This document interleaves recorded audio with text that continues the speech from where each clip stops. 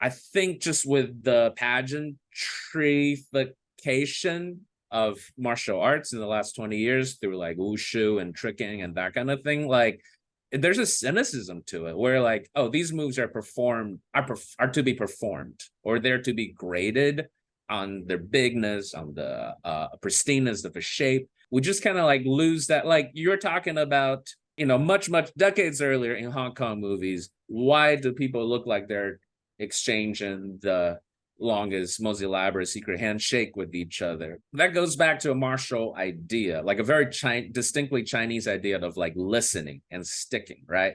That is supposed to be an approximation of you kind of like feeling out your opponent and listening to your opponent and looking for opening or trying to learn and trying to adapt. The idea of what Bruce Lee said of like being water or whatever. That's what that is supposed to approximate. But over time, it becomes like more and more formal and elaborate.